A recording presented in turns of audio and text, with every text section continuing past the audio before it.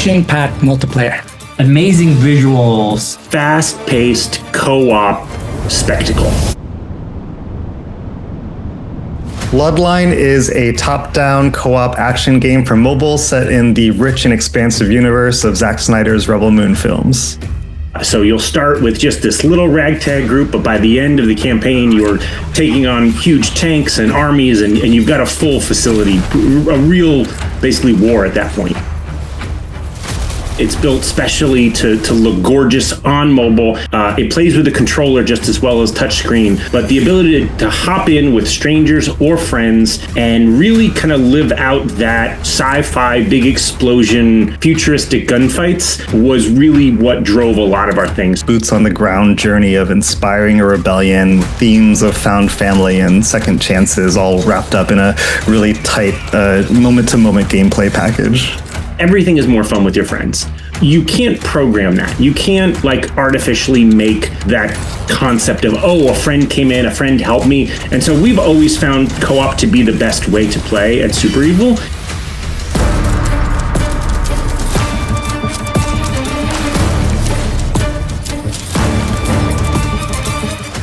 It is a story of an ancient alliance between the Motherworld and Kryptea that is falling apart as the Imperium betrays the Krypteans out of fear, sparking a rebellion, which is what you as a player will take part in. So our character classes fall into 4 key archetypes, from a tank, which is you can take a lot of damage and you can defend things. That's our banner guard. There is our healer and support class, which is our evoker. There is our sniper, high damage, low health, kindred. And then there is our backline melee assassin, which is the Forsaken. It is about a local revolution, local to Krypt, against the Imperium, and in that sense Bloodline is a reflection of the same galaxy-wide movement in another location, but not part of the exact same story. We worked very closely with both Netflix and the Stone Quarry, who were both very open and willing partners. We were excited to be able to help build upon and expand this universe early on in the IP's development, even ahead of the movie's launching. This project wouldn't have been possible without the incredible partnership with Netflix Games and the Rebel Moon IP, created by Zack Snyder and the team at Stone Quarry. So when it comes to the advantages and challenges of writing, once you master the heart of an IP, writing for it comes very naturally.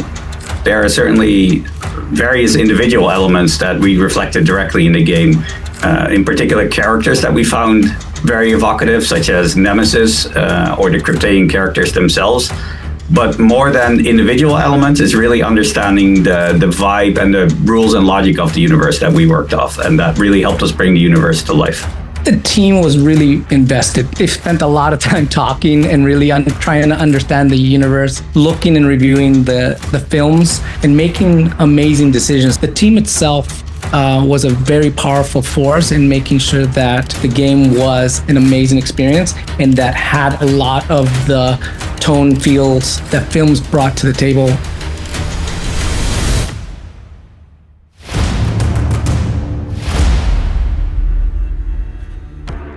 In Bloodline, you're teaming up to go on missions that drive and grow the rebellion against the Imperium, from stealing key resources to taking down enemies in intense battles. Our missions are structured such that they have a number of objectives that some are optional, some are required. And this allows players to hop in, complete the main objective, be it eliminate an enemy facility or take out a key target.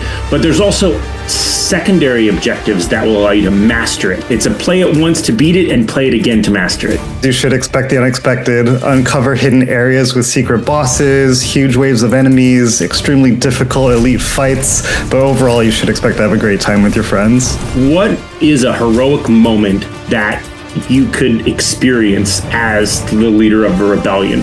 So things like recovering supplies, taking over the airways, things like this were kind of these narrative beats, and then we tried to deliver that with gameplay. There's destroy, where there's a key target such as a satellite array or a military piece of equipment.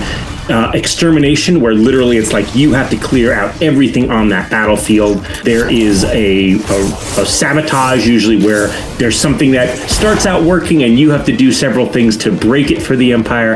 And then I believe there is a rescue or a defend, where there's some people in trouble and you've got to go in and help them. a character starts off the game with one primary weapon, but as you play through, you'll unlock a secondary weapon, and there may be more to come in live ops. I don't want to spoil anything. How you play and how you look are two different ways you can customize your character. My favorite moment in Bloodline is actually the very beginning, where you play this Banner Guard character that is trying to make a difficult decision to abandon his post and join the rebellion because he really realizes that he's sort of on the wrong side of history. If I had to pin down one favorite moment in the game, it's really when you're playing with a group of your friends and they each have different strengths and weaknesses that really get a moment to shine.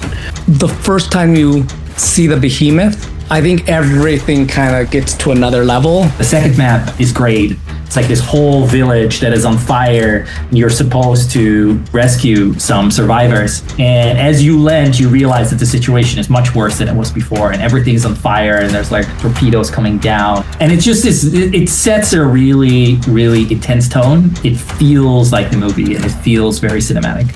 You can pick up barrels in the game, which are very explosive.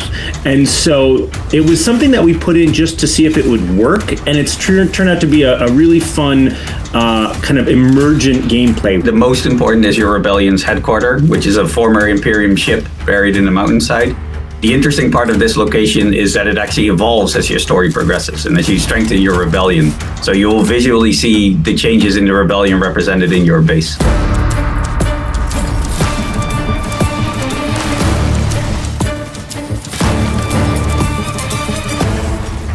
Essentially create a game version of the films without sacrificing the consistency and the tones and the emotions that Zack and team bring to that IP, and making sure that there's consistency across. Is one of my favorites that we created and we brought in the movie and really see a game and everything's working together and the VFX are just putting everything on steroids. Man, were there some amazing VFX that if we focus on them, you'll fall in love with them.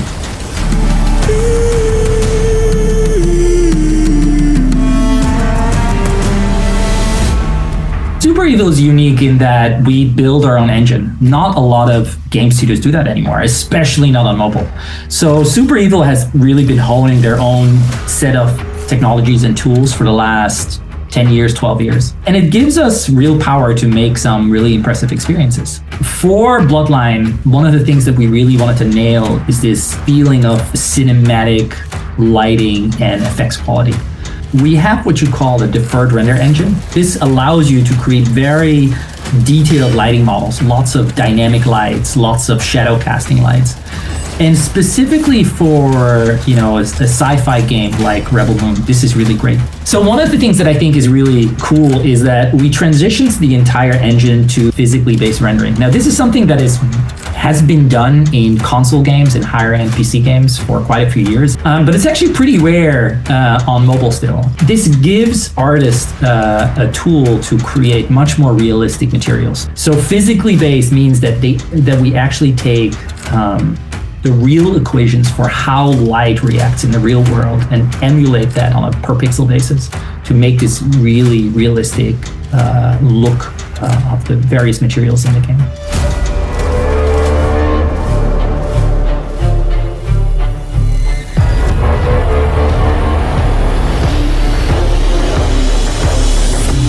I've played for at least 1 billion hours. It would not be measured in hours. It would be measured in weeks of time that I've played Bloodline.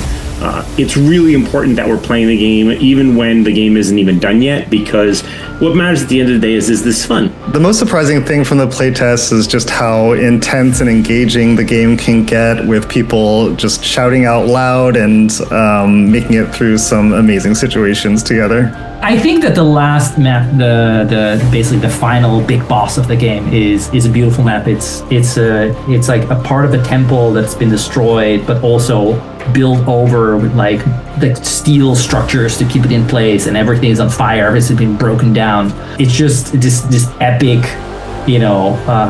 composition of just old architecture with like sci-fi elements, while everything is on fire and there's this big robot in it. And it just looks great. It's one of the last missions we actually made for the game. One of my favorite moments was seeing our giant boss appear in the game for the first time. Everyone was like, oh, this just got real.